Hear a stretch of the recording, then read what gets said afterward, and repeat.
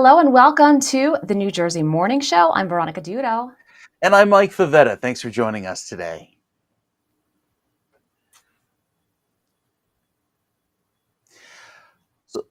So Veronica, the first ever Sesame Street Learn and Play is officially open at American Dream Mall. On New Jersey's Lisa Marie Falbo has the story. The magic of Sesame Street has come to life at American Dream. The first ever Sesame Street Learn and Play is officially open, blending education with fun for families. We have a 3-year-old and he loves Sesame Street, so it's just really enjoyable to come somewhere closer and him experience it in person. I think this is an awesome opportunity for youngsters to be hands-on and be engaged with other young people. Families can explore iconic spots like Elmo's World, Abby's Magical Garden, and the 1-2-3 Stoop, with hands-on activities designed to engage young minds. This is an amazing partnership that we have here at American Dream Mall, that they were able to give us this amazing space. This is like being on Sesame Street. The grand opening celebration included a lively Sesame Street Dream Parade, leading to a ribbon cutting that marked the start of this unique experience. I know there have been crazier things here like Mr. Beast, but I don't think it gets any crazier than everybody just marching in one direction, you feel me? This is a wonderful opportunity for children and their caregivers to play and learn so many things, because Sesame is all about helping kids grow smarter, stronger, and kinder, and getting ready for school and for life. From Big Bird's Nest to the Sesame Street Playground, this is more than just a visit. It's a place to learn, laugh, and create memories. Check it out at American Dream. For On New Jersey, I'm Lisa Marie Falbo. Coming up, how you can get involved in the community this Thanksgiving.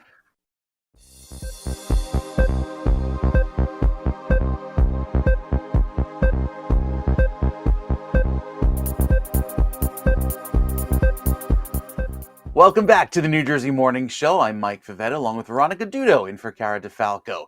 Well, the New Jersey Association for Justice is hosting their local Thanksgiving Turkey Drive initiative addressing food insecurity in New Jersey. Here to tell us more is Adam Lederman, the NJAJ president. Adam, welcome to the show. Hi, thanks for having me. Good morning. Tell us about this initiative. What can volunteers and community members expect? Yes, so I'm here actually at the NJAJ, New Jersey Association for Justice Meadowlands seminar. We're joined with about 1,000 lawyers and exhibitors and things like that. And so we're really here sharpening our legal skills, but we're very passionate about giving back and about making sure that sort of the collective of what we do is able to bring some good to the community. So we've been doing this NJAJ Turkey Drive for about 20 years. And we're really proud to have raised over $400,000, and so far we're underway here. We're promoting it, and we're making sure that our lawyers and our vendors really know that the collective action of everyone to do something good for families in need, and that's what we're doing. We're raising money, and we're going to be hoping that no families this Thanksgiving have to go without a meal or without a good time on Thanksgiving and during the holidays. Yeah, it is that season of giving, specifically around this time of year. So can you tell us more about the impact of how this Thanksgiving Turkey Drive and its members, the NJAJ members, contribute to its success? Yes. So we're really lucky. We actually have the executive director of the Interfaith Food Pantry of the ONNJ here with us.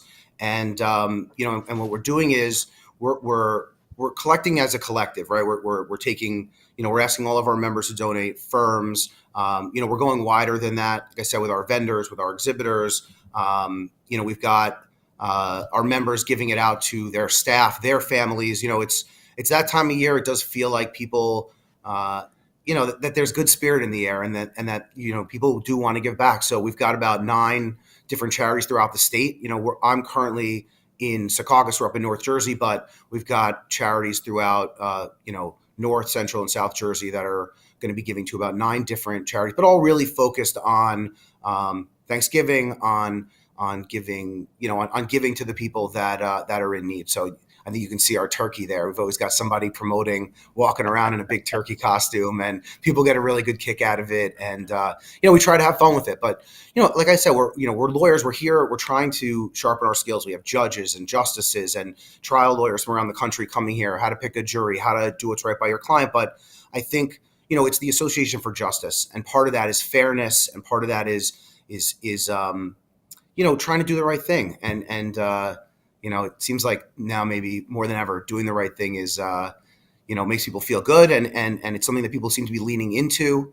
And we get together twice a year for our big conventions, and these are the opportunities that we can engage our members who I think trial lawyers maybe get a bad rap sometimes, but we try to do some good, and we try to bring some good to New Jersey and to the community.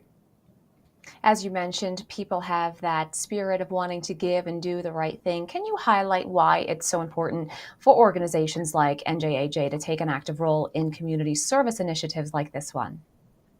Yeah, I mean, I think that goes to the power of the collective, right? As an individual, you can do one thing, for example, in our practices, you have a handful of clients, maybe 100, maybe you're focusing on one person's, right? But when you're an organization, you can move mountains. I mean, you can really make an impact, right? So, and I think that there's that energy of when people get together and are doing the right thing together and are making an impact, that sort of can project outward to the community, to all of our communities.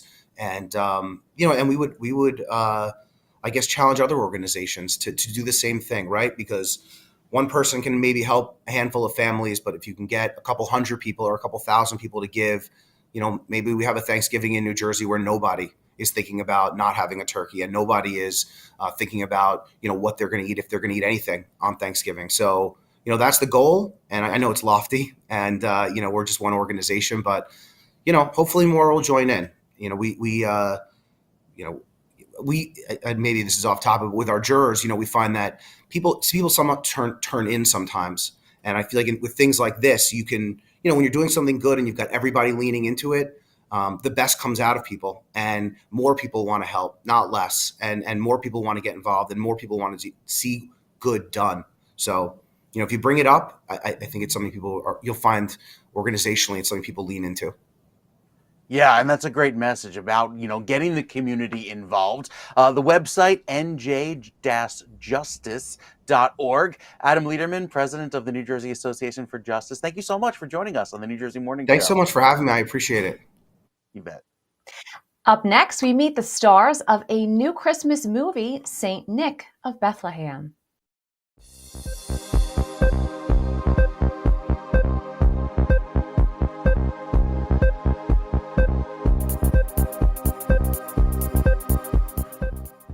Welcome back to the New Jersey Morning Show. I'm Veronica Dudo along with Mike Favetta.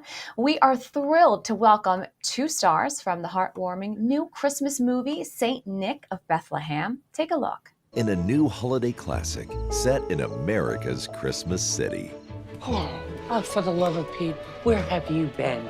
I went for a run, and I tripped, and I fell. Oh, Nicky, you could have froze out there. But I didn't. It was because, Mother, I was woken up by an honest-to-goodness reindeer. Sweetie, we really don't have any reindeers here in Pennsylvania. We have at least one. You really haven't changed at all. Set in Bethlehem, Pennsylvania, the Christmas city, this film is a touching story of hope, healing, and the true spirit of the season. Joining us is Jennifer Parada, former Mrs. New Jersey 2014, and the legendary Danny Roebuck, stepping into the iconic role of Santa Claus. Welcome to you both. Thank you for having us. Hopefully your viewers can tell which is which. Yeah, I will be sure to make it very clear. Don't worry about that, Danny. So let's start with Jennifer. Jennifer, can you tell us about Saint Nick of Bethlehem and what drew you to be part of this project? Oh, yes. This film, it's directed by Spencer Fulmar and, of course, Danny Roebuck. And really, I mean, this film is just so inspiring because it's based on a true story about a man who tragically loses his son. And through his pain, he finds purpose by embodying the spirit of Santa Claus, which brings an entire community together. It's really just a message of hope and joy. And we truly know that this film is going to inspire so many this Christmas. Now, Danny, maybe we could start with you and, of course, hear Jennifer's thoughts. But what really attracted you to St. Nick of Bethlehem to be, also a part of this project?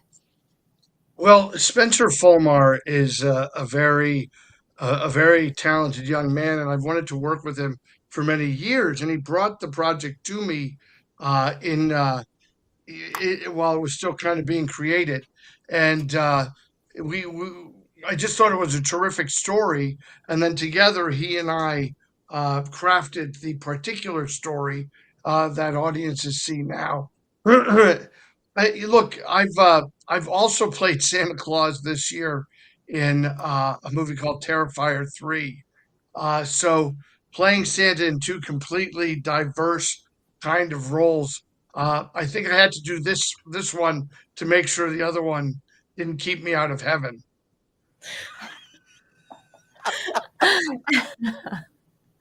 Jennifer, we'd love to hear your thoughts. I truly love being able to be part of films and productions that create films that inspire a generation. I mean, film has the ability to transcend through the screen and just bring hope and inspire people. And so this film in particular did that for me as well. All right, so Danny, we have to ask about this Santa. Yeah, go ahead, please. I was just going to say, I didn't know, we make films through our not-for-profit called A Channel of Peace. People can find it at achannelofpeace.org. And we make films in and around the Lehigh Valley in Pennsylvania, not very far from where you guys are. We're neighbors, as we say. And I had never met Jennifer, yet she lived in the area. So this was a wonderful opportunity, because having never met her, I still kind of wrote the part for her, with Spencer, of course. And she's just terrific in the film. She's just terrific. And that's kind of the joy. I always pepper my productions with ringers. I bring in Kathy Moriarty. She's been to the Oscars. I was at the Oscars once. I worked the lavatory, made sure everybody had their mints and their towels. But she was actually there as a guest and a possible recipient. But I bring in the ringers, and then people like Jennifer, who are professional actors I don't even know about, who live in my community. She's just so terrific in the movie. Don't let the moniker of former Miss New Jersey fool you. She's quite talented. Well, I'm sure there's plenty of talent to go around, and you talented playing the two versions of Santa, as you mentioned before. Now, playing Santa in this movie is no small feat. What was the most rewarding and challenging aspect of trying to bring that character to life? Yeah, so number one, I played a lot of real people. I played Jay Leno, but he wasn't on the set. I played Gary Marshall, he wasn't on the set. I played 50 other real people. Sometimes they're criminals. They're not on the set, thank God. But playing Alan, when Alan was on the set from like the second day, and telling his story, Alan Smith, I'm talking about, the real Saint Nick, we based the story on. That was a little daunting. Now, that's the hard part.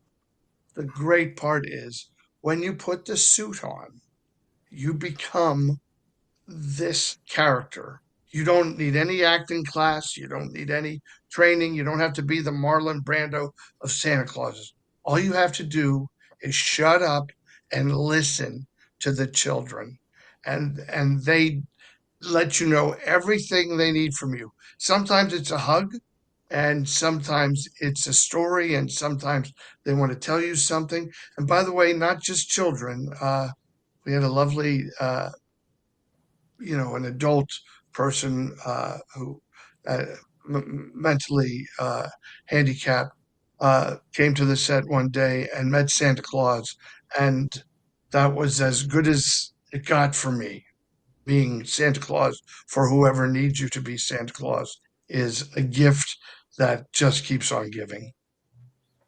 It really sounds like such a unique experience. Now, filming in Bethlehem, Jennifer, which is known as the Christmas City, it must have been magical. Can you share any memorable moments from shooting on location? Yeah, definitely. The Christmas City is absolutely magical, as you said. I think one of my favorite scenes was um, the last scene of the movie where last year, this time, we actually had over 600 extras fill Main Street in Bethlehem for the last scene. And the Lehigh Valley community is just an incredible community, just filled with people that just want to partner with us and just want to just share in the filmmaking that Danny Roebuck brings to the Lehigh Valley area. So that particular scene is incredible. You'll see everybody that came out in their Christmas attire. The lights were up at Hotel Bethlehem, and you see Danny and Mary and all of the other cast members coming down in the truck. And it's just an incredible scene. And it was an incredible night filming there in Bethlehem. Yeah, they really are good.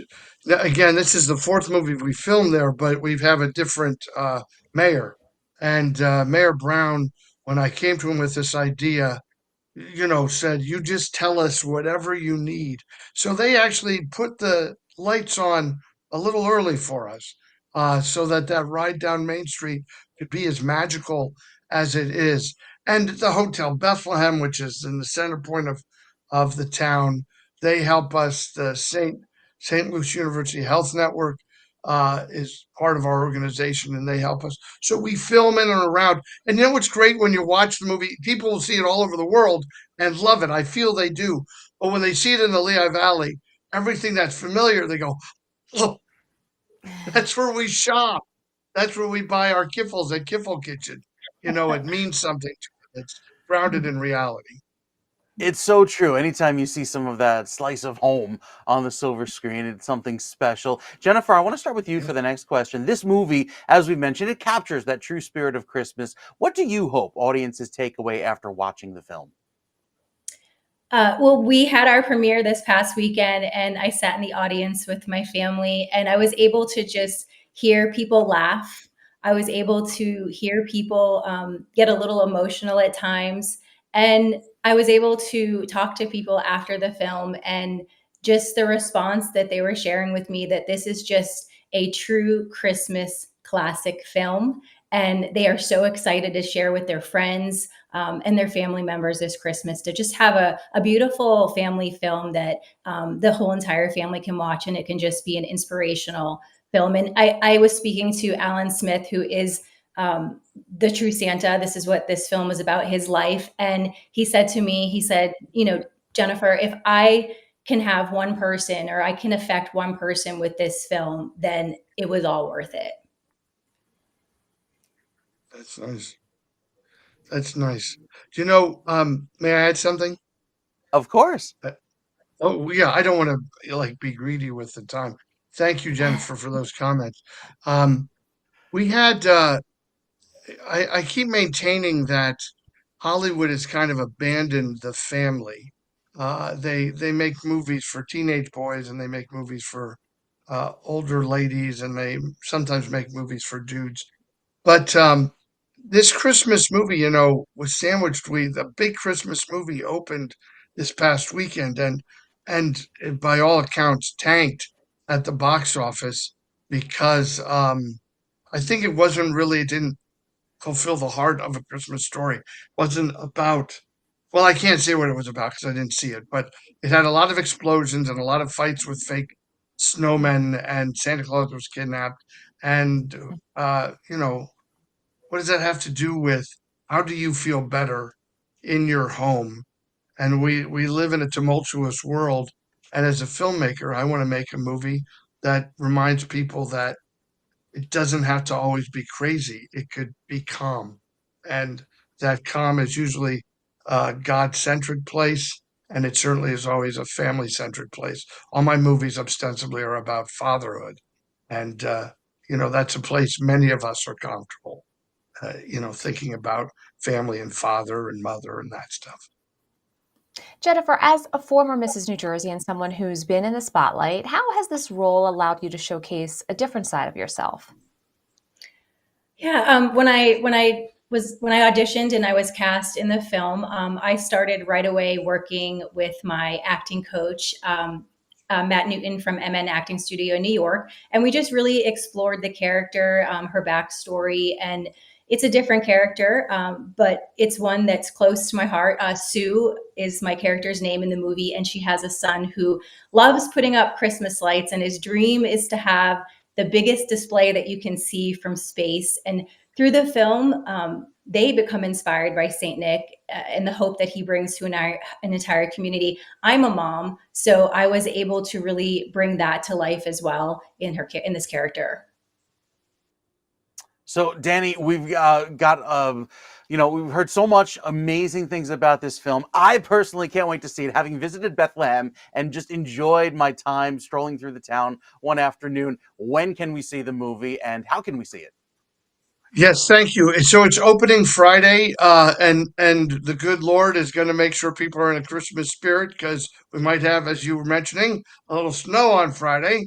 Uh, so far, it's opening in theaters around the country, Indiana, Canada, of all places, and we're adding theaters every day. So people can go to stnickfilm.com and see a list of theaters, or a channelpeace.org to see a list of theaters.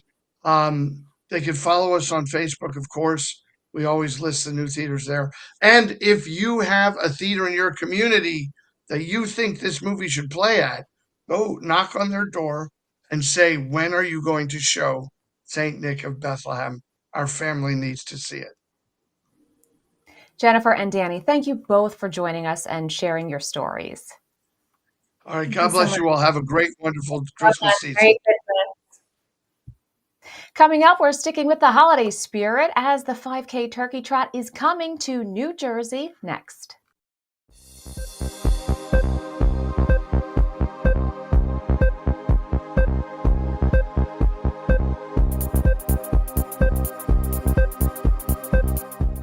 Welcome back. You're watching the New Jersey Morning Show on New Jersey. I'm Mike Favetta, along with Veronica Dudo, in for Cara DeFalco. The Coca-Cola Caravan is bringing festive cheer to New Jersey with stops across the state, offering holiday-themed activities and photo opportunities. The iconic red Coca-Cola truck features a magical Santa throne, a magic mailbox to send free holiday postcards, that sounds fun, and exclusive merch designed by Boys and Girls Club members. At select locations, visitors can enjoy a holiday studio to personalize Coca-Cola cans with their faces and access branded gift tags and envelopes from the Magic Post Office. The Caravan's New Jersey stops include Lawrence Township, Monmouth University, Rutgers University, and more, running from November 21st to November 27th. That's so exciting. Got to bring the kids out there. Love to see, the joy on their faces, especially this time of year when they see Santa come rolling down their street. Absolutely. And especially when they have the opportunity to put their faces on the Coca-Cola can, that's always something very fun. It is a little memento for the future. Well, the CEA 31st Annual Johanna Foods Turkey Trot in Flemington is taking place this Thanksgiving. The 5K run and 2-mile walk will take participants through the historic streets of Flemington and help residents give back to the community. Here to tell us about it are CEA team members Elizabeth Bracco and Kyle Doremus. Welcome to the show. Thank you so much for having us on. So tell us about the event and what participants can expect. Yeah, so this year actually is our 32nd year. We've been doing it for so long. I think we lose track too of what year it is. But that's really what's most loved about the event is that it's longevity. This is a homecoming for many locals, but it's also a homecoming for people who call New Jersey home. So whether they're living across the US or they've moved to Europe or they're in some other part of the world, this is really a homecoming for a lot of people, both competitive runners and non-competitive runners, just to come out, enjoy the day, reconnect, and just have a good feeling when they leave. And Kyle, what makes this event unique? So I guess what makes this event the most unique to me is we have a claim from our CEO. It is yet to be disputed. We are the original turkey trot in New Jersey. That kind of sets us apart. The cause that we're running for really does set us apart as well. We're running for community employment. We're not running for, just to raise money for our company. We're raising money for the people that we serve at the end of the day. So I really think that makes this race unique and kind of special for our community members. Now, how do funds raised from the event support the CEA, Elizabeth? Yeah, so funds really support the full continuum of programs.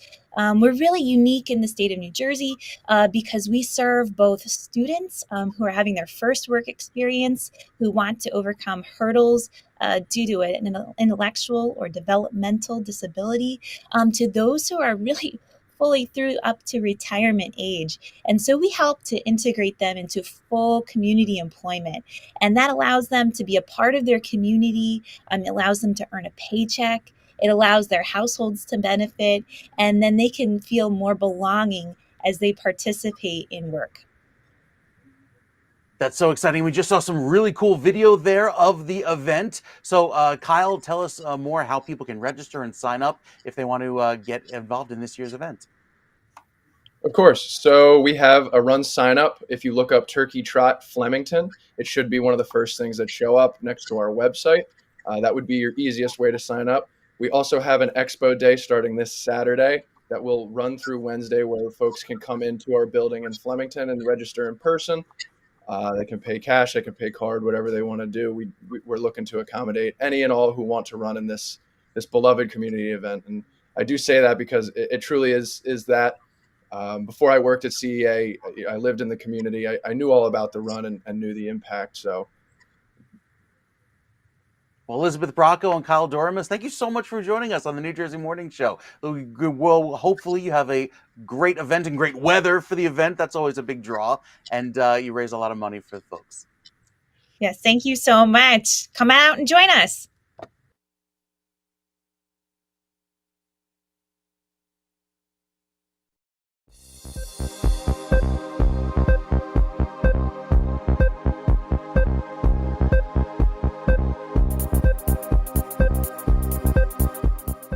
Welcome back to the New Jersey Morning Show. I'm Mike Favetta along with Veronica Dudo.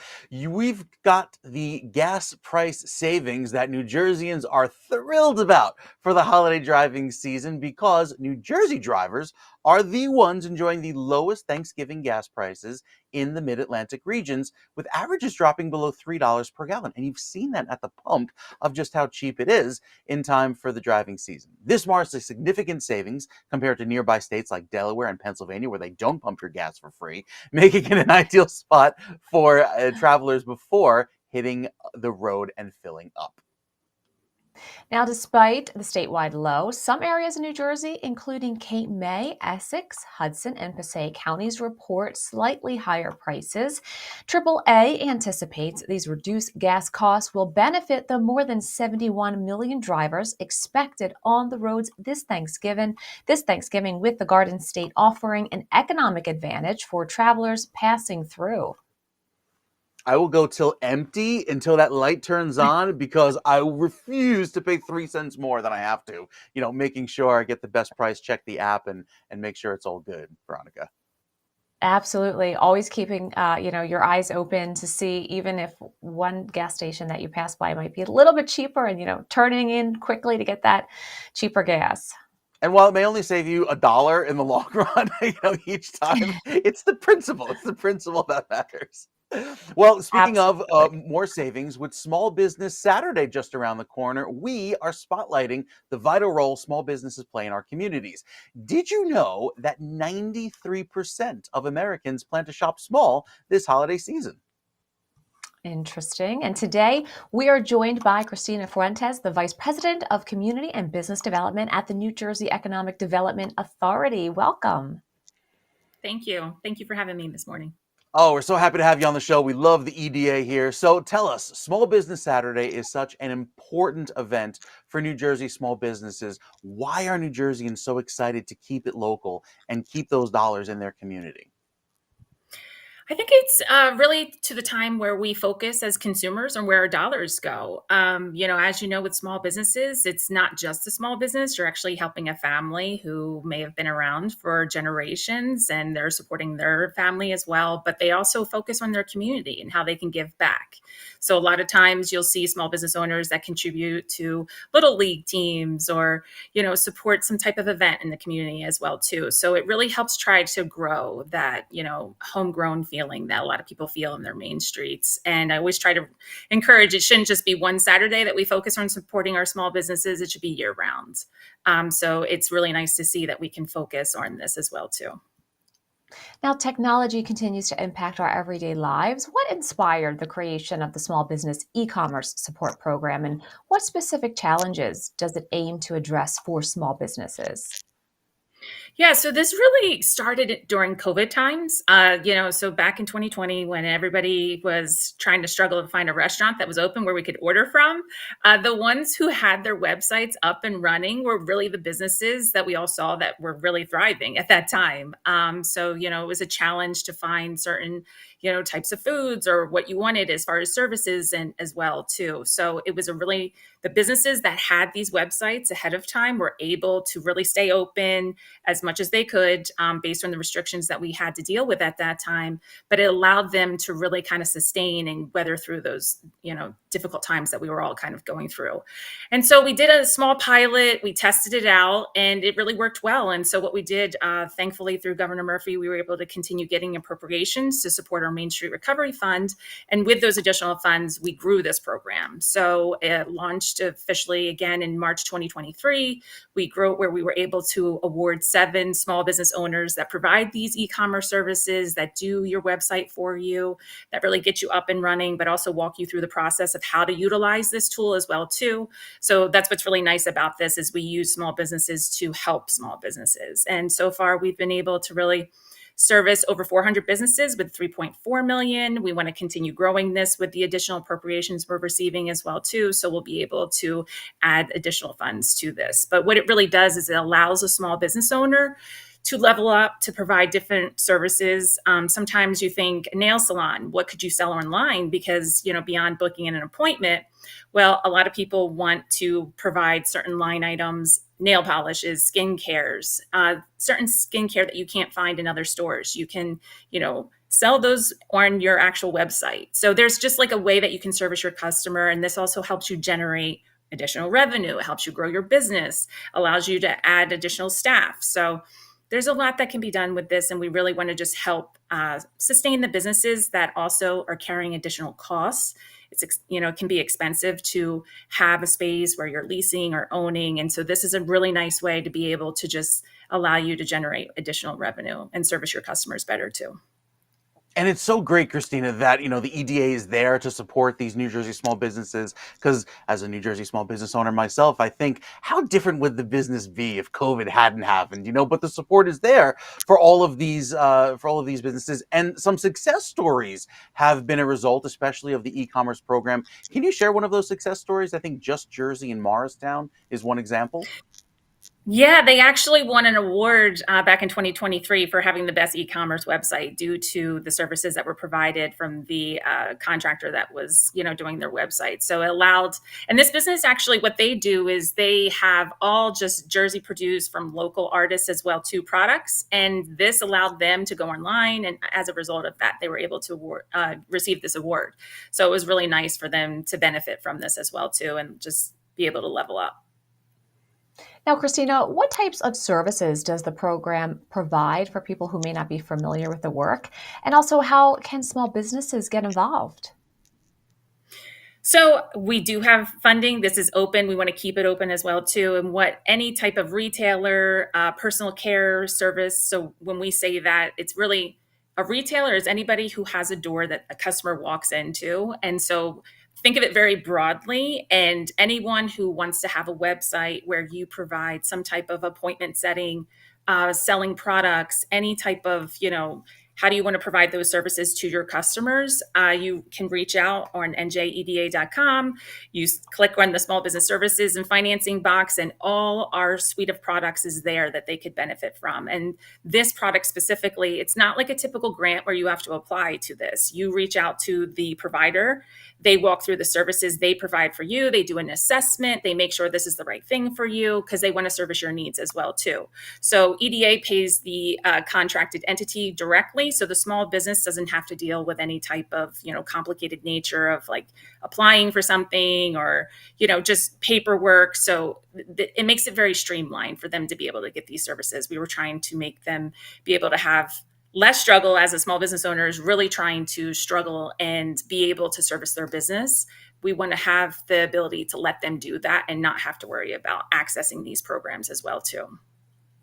Yeah, I think that's really key, especially allowing that opportunity for these small businesses to focus on really what they do best, and that is providing this service or product to the customer. So back to this e-commerce, how does improving e-commerce and digital marketing help a small business adapt to the changing consumer behavior, especially since social is so prolific? You see these targeted ads, and you want them to kind of keep those dollars in the community, especially during the holiday season when you might just be headed to a big box store.